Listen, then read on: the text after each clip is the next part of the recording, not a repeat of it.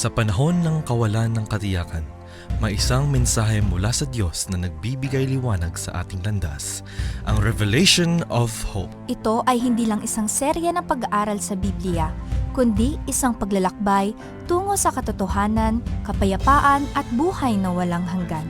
Makinig at matuto kung paano ang propesiya sa Biblia ay hindi dapat katakutan. Kundi yakapin bilang mensahe ng pag-asa. Revelation of Hope, Dahil ang hinaharap ay nasa kamay ng Diyos. Dito lamang sa AWR 89.1 FM.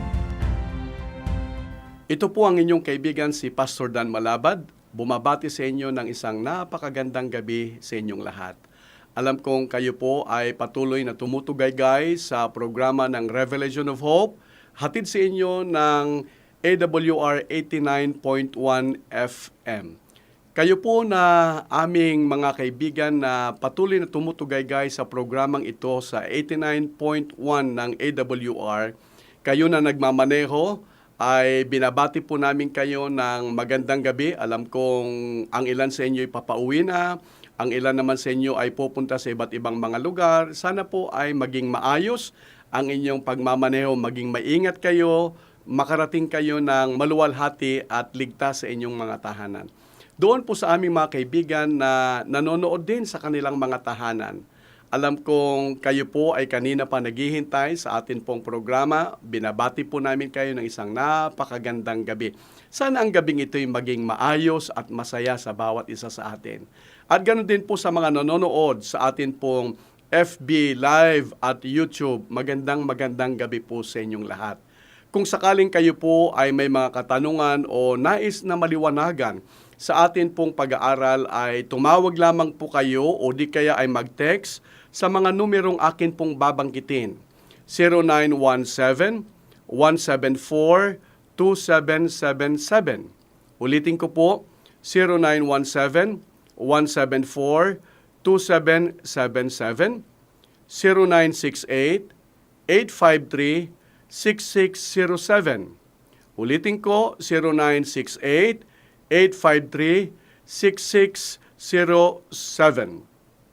Kaya yan po ang mga numbers po natin. Alam namin na kayo po ay may mga bagay na gustong maunawaan at malaman.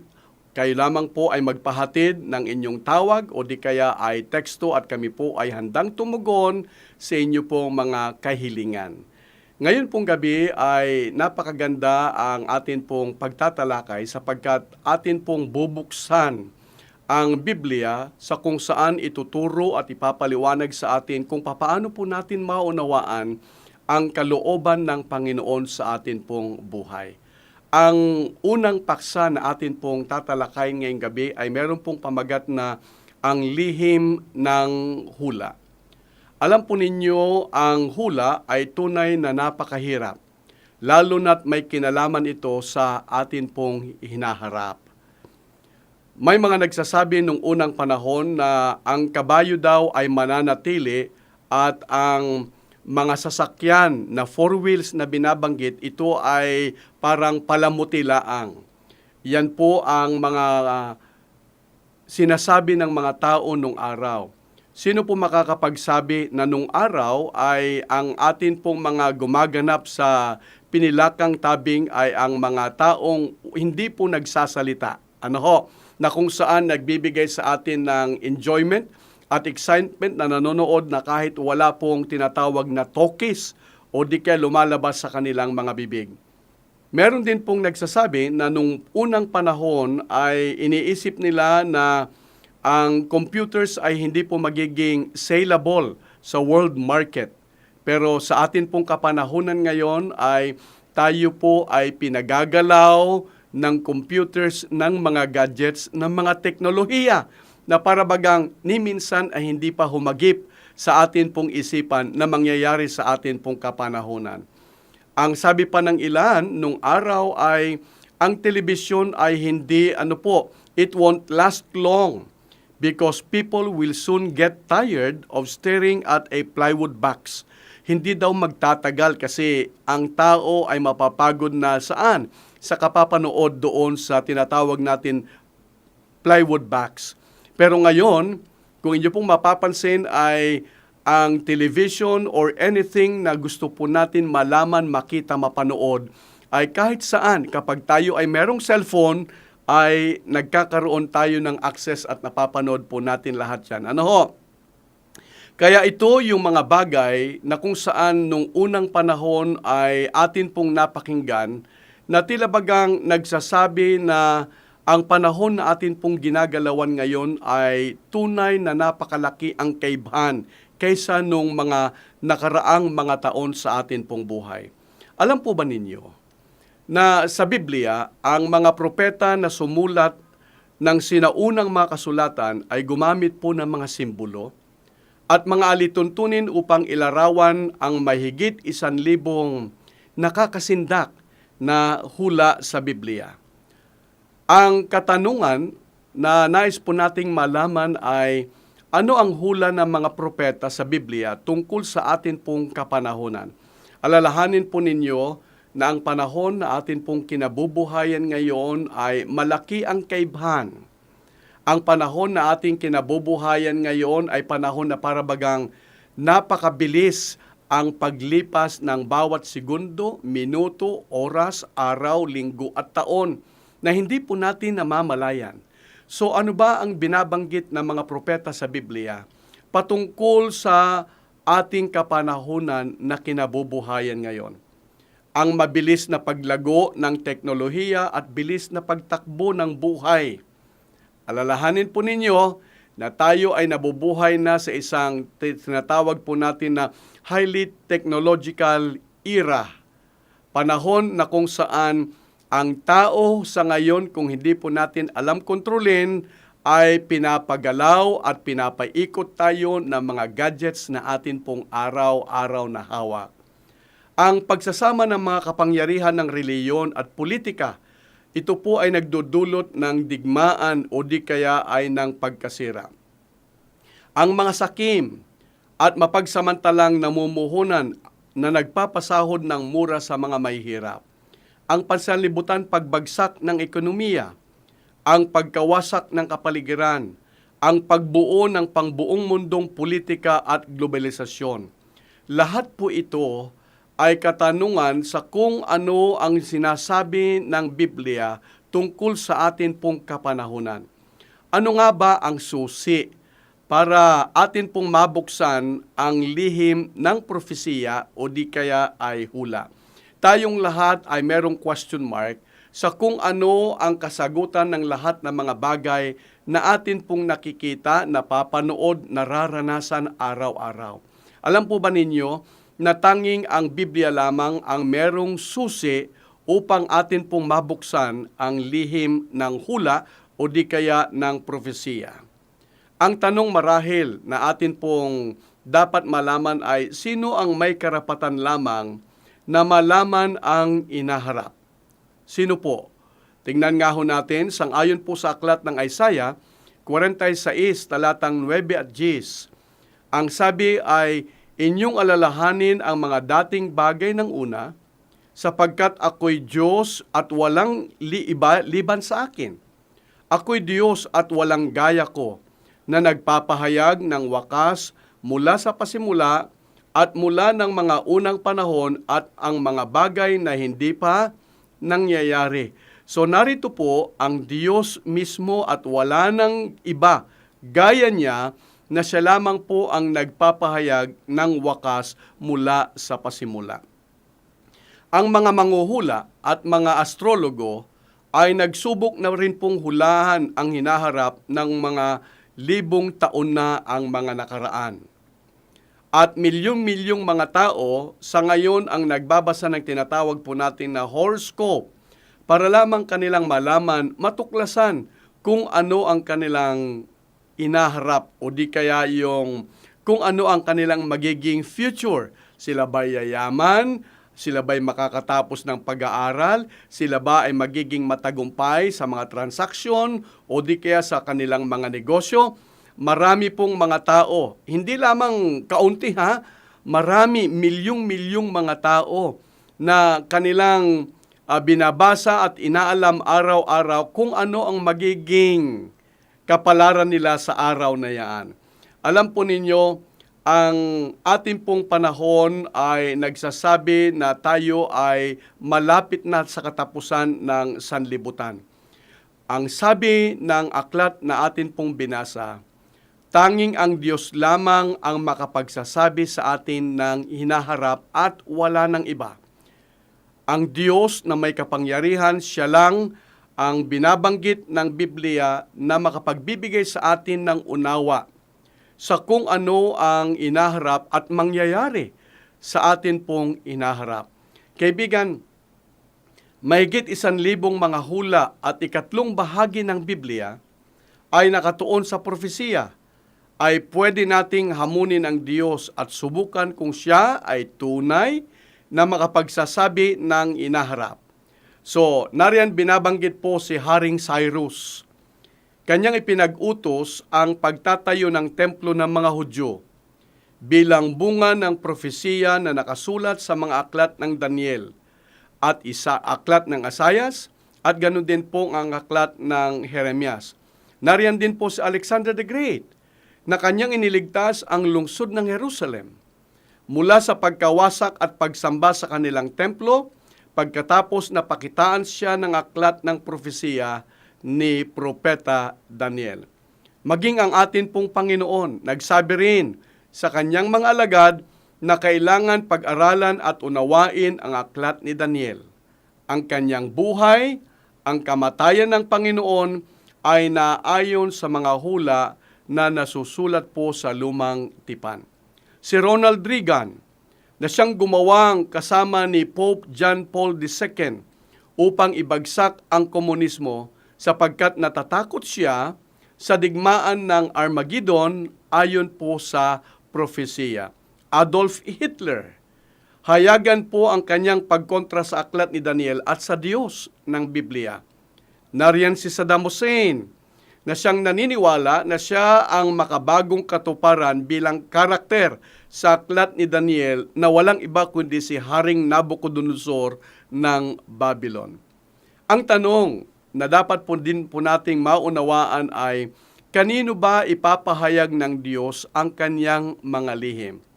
Kanina ay atin pong napag-alaman na tangi ang Diyos lamang ang makapagsasabi ng atin pong hinaharap. Kanino ipapahayag ng Panginoon ang kanyang mga lihim? Sangayon po sa aklat ng Amos, Kapitulo 3, talatang 7, ang sabi, tunay na ang Panginoong Diyos ay walang gagawin, kundi kanyang ihayag ang kanyang lihim sa kanyang mga lingkod na mga propeta. So ang mga propeta ay kadalasan nanguhula para sa hinaharap. At ang Panginoon ay nagbabala laban sa mga huwad na propeta. Alalahanin po natin kung merong tunay na propeta ay meron din pong huwad na propeta. Kung ang tunay na propeta ay galing sa Diyos, kung ang tunay na propeta ay nagsasabi sa kung ano ang kapahayagan ng Panginoon na mangyayari sa inaharap, meron din pong huwad na mga propeta na nagsasabi kabaliktaran sa kung ano ang nais at hangarin ng Panginoon na dapat malaman ng tao, lalong-lalo na sa mga bagay na mangyayari sa hinaharap. Si Harold Camping ay nagbabala, siya po ay isang Kristiyanong propeta, na ang mundo raw ay magtatapos sa araw ng Sabado. Ito po ay nangyari noong May 21, 2011. Ang nagtulak sa maraming tao para magtago at makaranas ng malalim na depresyon.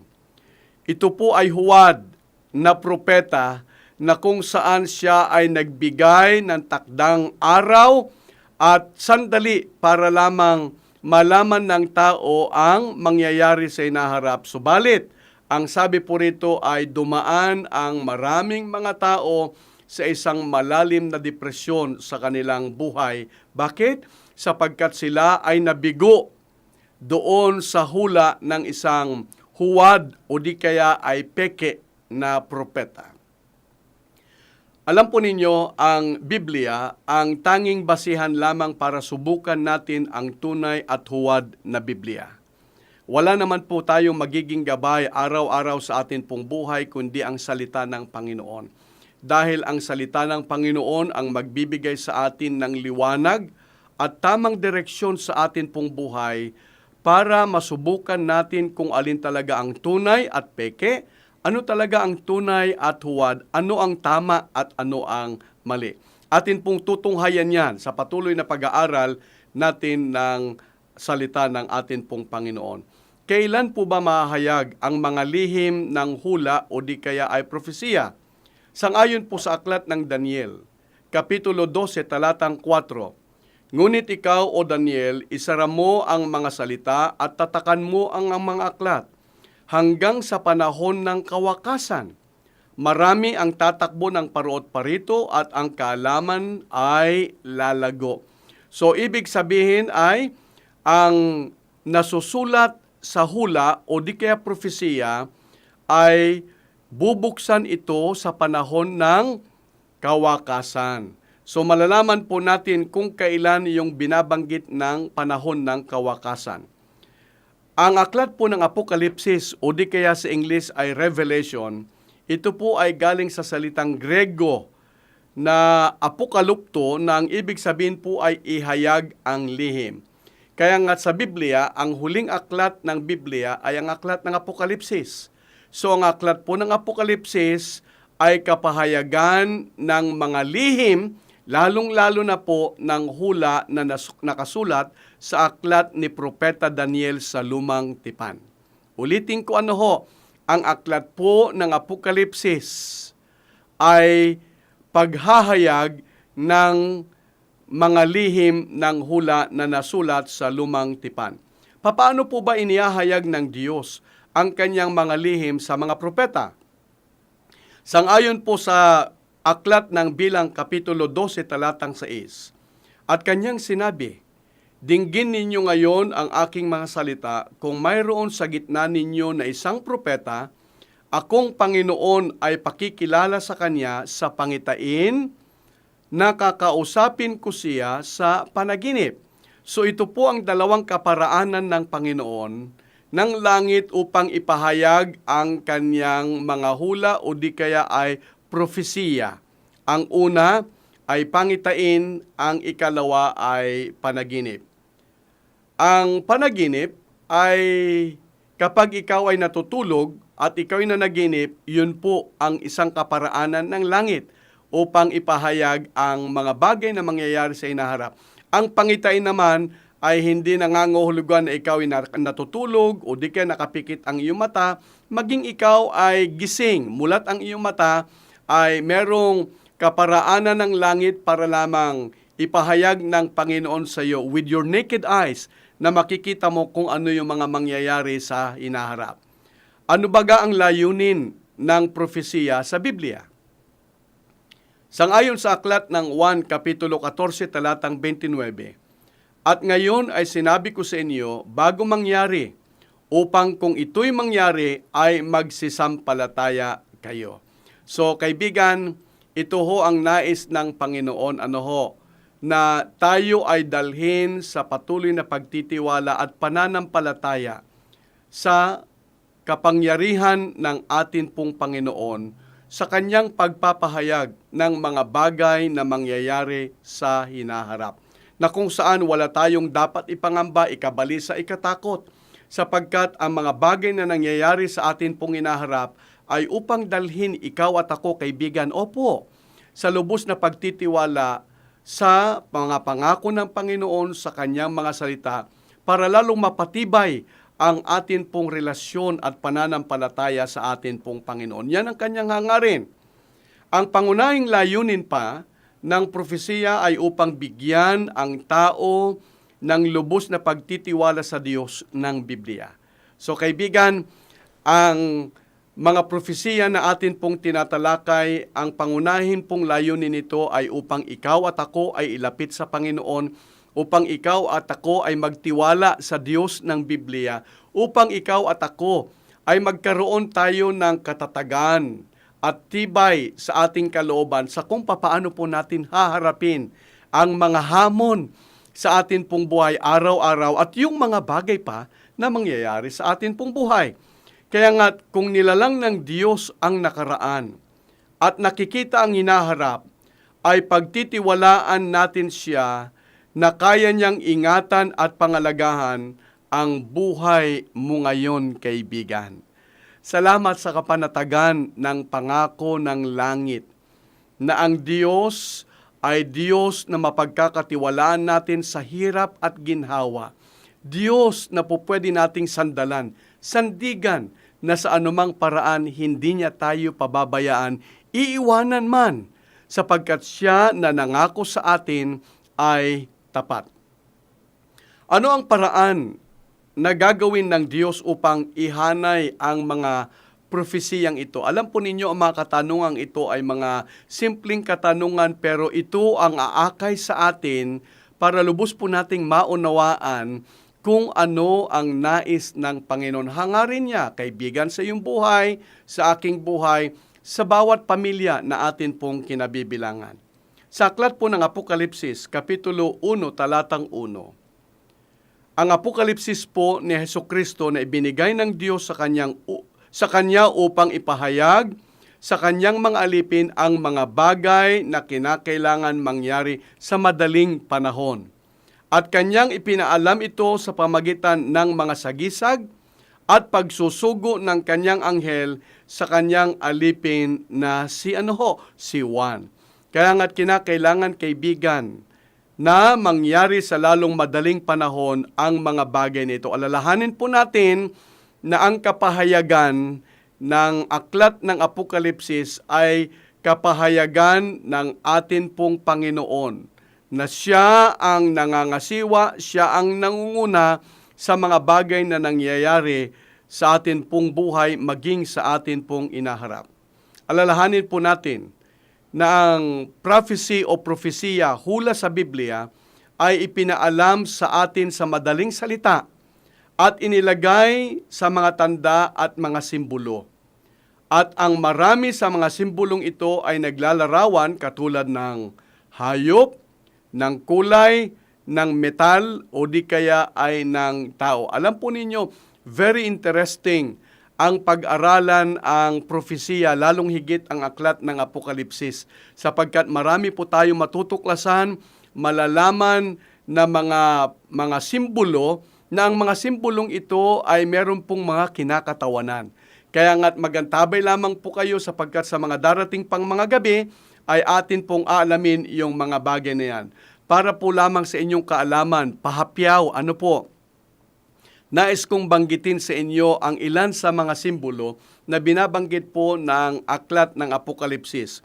Katulad halimbawa ng 666, o di kaya ang tanda ng hayop, o di kaya yung tinatawag po nating ang dakilang dragon, ang tanda ng Diyos, Armageddon, ang hayop mula sa kalaliman, ang panahon at mga panahon at kalahati ng panahon, ang araw ng Panginoon, ang Antikristo. Ito po ay ilan lamang sa maraming mga simbolo na binabanggit po ng aklat ng Apokalipsis, na sa paglipas ng ilang mga araw at gabi ay atin pong malalaman ang mga bagay na yan. Pero para bilang pasimula, para magkaroon tayo ng kaunting idea kung ano po ang kinakatawanan ng mga simbolong ito, dyan lamang po kayo at magantabay, dahil meron pong mahigit 6 na pong mga simbolo na maaring maipapakilala po sa atin sa propesiya na nasusulat po sa Biblia. Halimbawa, katulad ng 666 na ito po ay bilang, ay ginagamit sa propesiya upang magpahayag ng simbolikong kahulugan. Ano ang kinakailangan po nating gawin upang makamit ang malaking pakinabang mula sa propesiya ng Biblia? Sangayon po sa aklat ng Apokalipsis 1, talatang 3, mapalad ang bumabasa at ang nakikinig ng mga salita ng hula at tumutupad ng mga bagay na nangasusulat doon, sapagkat ang panahon ay tunay na malapit na. Kaibigan, ang sabi po ng aklat, mapalad ang bumabasa, ikaw yun, sapagkat ikaw po ay bumabasa, nagbabasa ng Biblia. Mapalad din ang nakikinig, opo ikaw, na nagmamaneho ngayon samantalang nakikinig sa atin pong pag-aaral, pagtatalakay. Kayo na nanonood sa FB at sumusubaybay sa atin pong YouTube, mapalad ang bumabasa at nakikinig ng mga salita ng hula at tumutupad. So ibig sabihin, para maging lubos na tayo ay magiging mapalad, dapat ay nagbabasa tayo, nakikinig tayo, at kung ano man po ang ating masumpungan na katotohanan at totoo, dapat po ay ating sundin, tayo ay sumunod, tuparin natin ang mga bagay ng nangasusulat sapagkat ito po ay nagsasabi na tunay nga naman na malapit na ang pagwawakas ng mundo at malapit na ang pagdating ng ating Panginoon na siyang atin pong hinihintay. Kailangan natin isagawa ang mga bagay na atin pong natututunan, kaibigan ko. Para nga naman maibsan kung anuman ang bigatin na ating pong daladala sa ating pong buhay, magkaroon tayo ng kapanatagan, kapayapaan, katatagan. Dahil alam po natin na ang Panginoon siya na nangako ay tapat na sa anumang paraan hindi niya tayo pababayaan. Bakit ang Biblia ay nasulat sa misteryosong simbolo? Sangayon po sa aklat ng Lucas Kapitulo 8, talatang 10. At sinabi niya, sa inyo ipinagkaloob na malaman ang mga hiwaga ng kaharian ng Diyos. Subalit sa iba'y nagsasalita ako sa mga talinghaga upang sa pagtingin ay hindi sila makakita at sa pakikinig ay hindi sila makaunawa.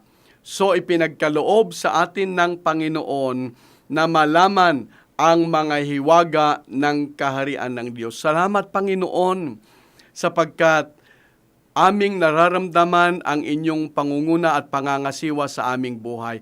Ayaw nyo na magkaroon kami ng maraming katanungan na para bagang tila nagbibigay ng bigat sa aming mga balikat o di kaya tanong na hindi po namin kayang sagutin. Salamat na meron tayong Diyos na nangako na ang sabi ipapagkaloob sa atin na malaman natin ang mga hiwaga ng kaharian ng Panginoon. So kaibigan, salamat sa iyong patuloy na pagsusubaybay sa atin pong programa sa gabi-gabi na atin pong ginagawa. Bakit ang Biblia ay nasulat sa misteryosong simbolo? Una ay para sa atin pong proteksyon. Para hindi tayo maligaw. Alalahanin po natin kaibigan na maraming mga huwad na tagapagturo ng Biblia, huwad na propeta, huwad na nagpapanggap kunwari na kanilang ginagamit ang salita ng Panginoon. Subalit kung ang sabi ng Panginoon, ibibigay sa atin ang pagkakataon na malaman natin ang mga hiwaga ng kaharian, kaibigan, tayo po ay magbasa. Kaibigan, tayo po ay makinig. Kaibigan, sundin natin ang kalooban ng Panginoon kung ano ang nasusulat sa Biblia, sapagkat ito ho ay atin pong proteksyon para hindi tayo masinsay, maligaw ng landas mula doon sa iba't ibang maling katuruan ng mga taong nagsasalita tungkol sa Biblia. Pangalawang dahilan kung bakit nasulat sa misteryosong simbolo ang hula ng Biblia ay upang madagdagan ang atin pong pananampalataya. Kita po ninyo ang hangarin kung bakit nasulat.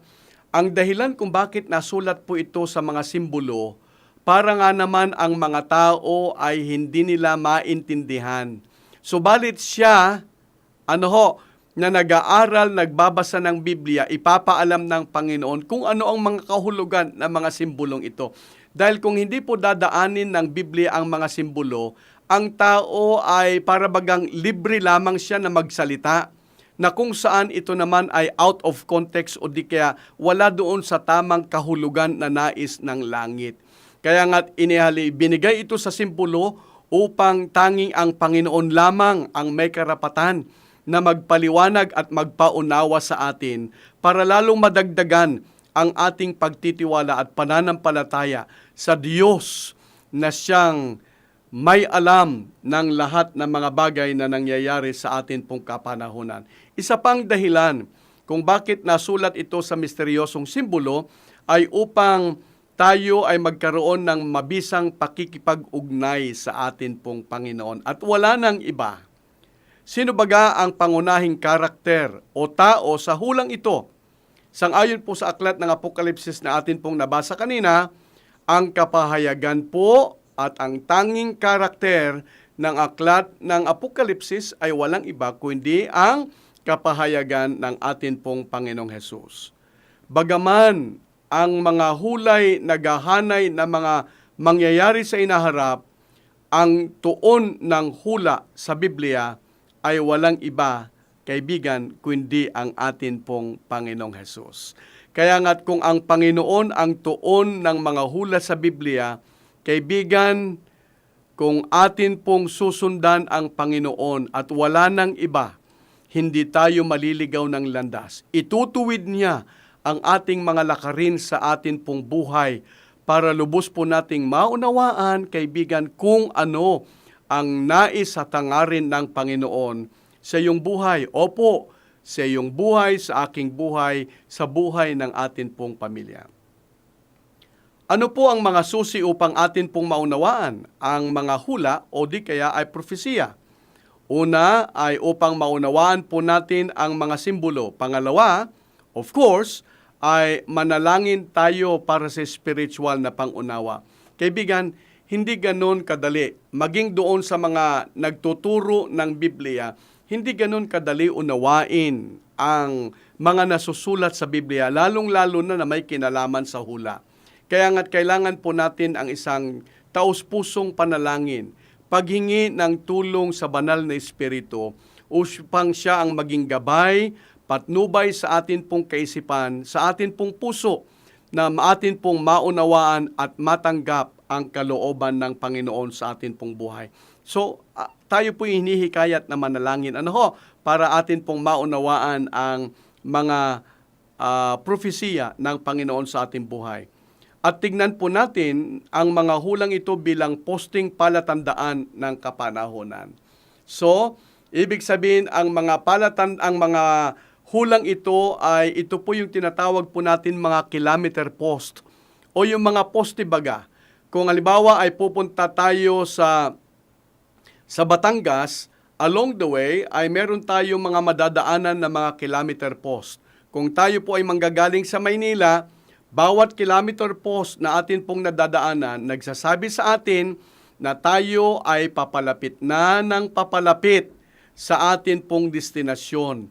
Ibig sabihin, ang mga hula na atin pong nalalaman, nakikita, naririnig at napapanood, nababasa sa salita ng Panginoon, ay ito po yung mga posting palatandaan na tayo at ang panahon ay nagdudumali na matapos ang kasaysayan ng sanlibutan.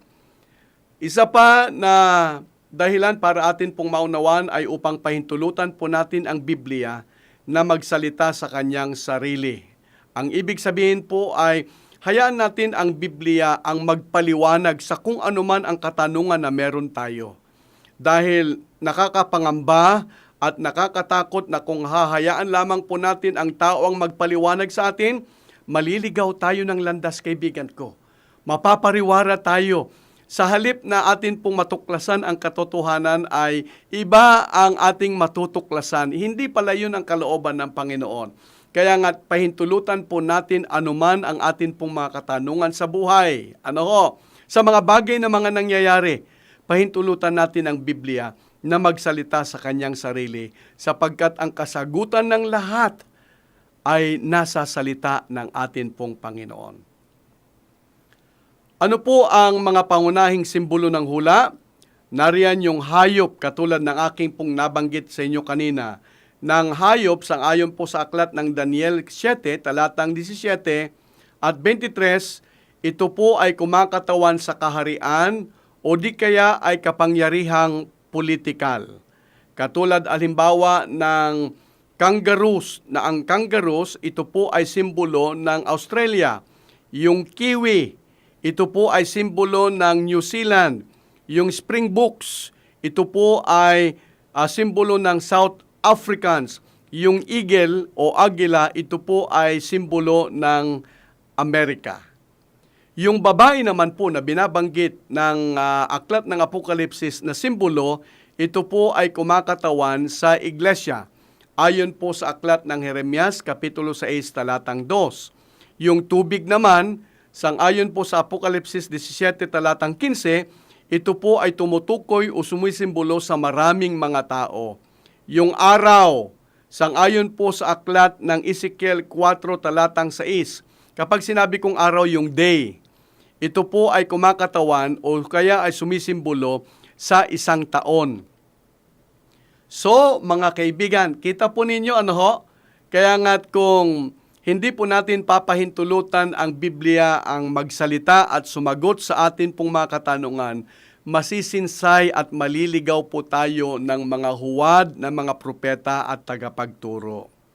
So sa pagsasalin ng hula, ano ba ang ibinigay ng Diyos na babala sa tao? Segundo Pedro, Kapitulo 1, talatang 20, na maalaman muna ito na alingmang hula ng kasulatan ay hindi nagbuhat sa sariling pagpapaliwanag. Kaibigan, napakaliwanag po ito. Hindi dapat galing sa ating sariling pagpapaliwanag yung mga bagay ng hula ng banal na kasulatan. Ito ang dapat po nating malaman. Kaya nga't ang mga hula ay dapat isalin sa pamagitan po ng pag-unawa sa Biblia, hindi ng personal na pagpapaliwanag. Kaibigan, hindi ng personal na panguhula. Biblia at Biblia lamang ang tanging magiging sagot sa lahat ng mga bagay na dapat po nating malaman sa atin pong buhay, maging sa atin pong inaharap. Ano baga ang pangako ng Panginoon, kaibigan, na ibinigay sa atin na susunod sa kanyang banal na salita? Tingnan nga po natin ang aklat ng Apokalipsis, Kapitulo 22, talatang 14.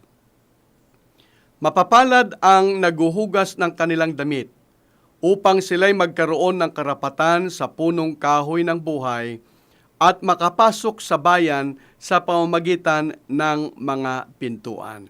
So mapapalad daw po yung mga naguhugas ng kanilang damit upang sila'y magkaroon ng karapatan saan?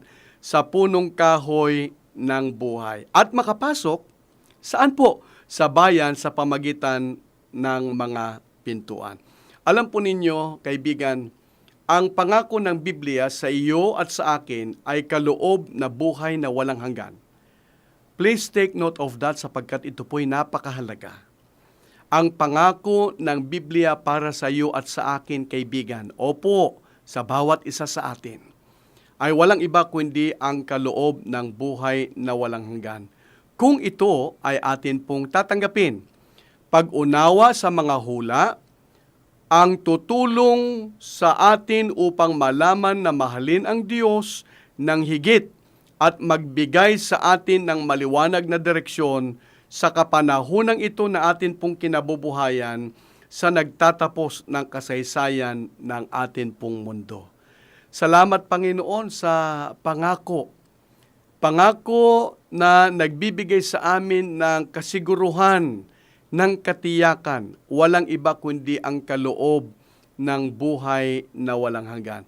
Kaya nga't kaibigan, mahalin natin ang ating Panginoon sapagkat sa anumang paraan, itutuwid niya ang ating mga tahakin, ang ating mga landasin sa atin pong buhay. At ipapaliwanag niya sa atin ang mga direksyon na atin pong lalakaran, lalong-lalo na sa kapanahunan na atin pong kinabubuhayan na patuloy na nagdudumali, na nagtatapos ang kasaysayan ng mundo na atin pong ginagalawan. So kaibigan, 3 puntos bago tayo magtapos ang nais kong dalhin sa inyo bilang pinakabuod ng atin pong pagtatalakay ngayong gabi. Una, tanging ang Diyos lang ang nakakaalam ng inaharap at wala ng iba. Ikalawa, ang lihim ng hula ay maunawaan kung papahintulutan natin ang Biblia mismo ang magsalita sa atin. At ang ikatlo, si Jesus ang sentro ng hula. Kaibigan, alam kong ang gabing ito ay naging masayang gabi para sa iyo at para sa akin. Alam ko na ang gabing ito ay nagmulat muli ng ating mga mata, nagbukas ng atin pong isipan, na ang mga bagay na nangyayari sa atin pong inaharap ay ipinapakita sa atin ng Panginoon na wala ng panahon ang dapat po nating sayangin sa atin pong buhay, sapagkat nagmamadali na nagtatapos na ang pahina ng kasaysayan ng mundo. Subalit, ang kasiguruhan at katiyakan na ibinigay sa atin ng Panginoon, siya lamang ang ating pagtitiwalaan, siya lamang ang ating sasampalatayanan, at wala nang iba, sapagkat nasa Kanya ang ating buhay, nasa Kanya ang ating inaharap, nasa Kanya ang ating pong kaligtasan, nasa Kanya ang ating kasiguruhan, nasa Kanya ang ating pong pag-asa.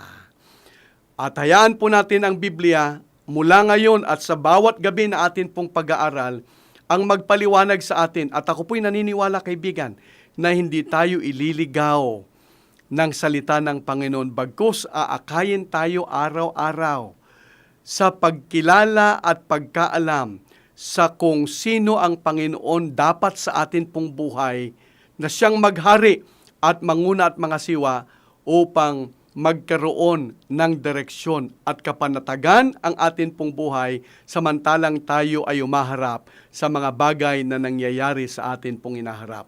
Kaibigan, ang Panginoon at wala nang iba ang tanging sentro at kapahayagan ng hula. Magtiwala tayo sa Kanya.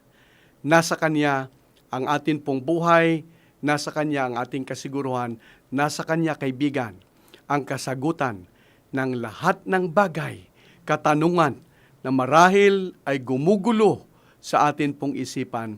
Siya lamang at wala nang iba na nangako na tapat sa Kanyang mga anak. Naway pagpalain tayo ng Panginoon, ito po ang aking panalangin at pakiusap. Maaari ko po bang hilingan kayo na tayo po'y manalangin at magpasalamat sa Panginoon dahilan sa Kanyang gabay at patnubay sa atin pong buhay araw-araw. Minamahal po naming Diyos, maraming salamat po. Salamat, Panginoon, dahil sa maraming mga katanungan sa amin pong mga isipan, sa amin pong buhay, na siyang gumugulo. Ngayon po ay inyong ipinaalam sa amin na wala kaming dapat ikabalisa. Kung kami lamang ay magtitiwala sa inyo at pangahawakan ang inyong banal na salita at mga pangako sa anumang paraan, Panginoon, hindi kami maliligaw ng landas. Sa anumang paraan, Panginoon, inyong ipapaunawa sa amin ang mga bagay na dapat po naming malaman. Mga bagay na siyang bumibigat sa amin pong mga buhay at mga pasanin. Salamat, Panginoon, na inyong ipinaunawa sa amin na ang sentro ng propesiya ay walang iba kundi ang aming Panginoong Hesus.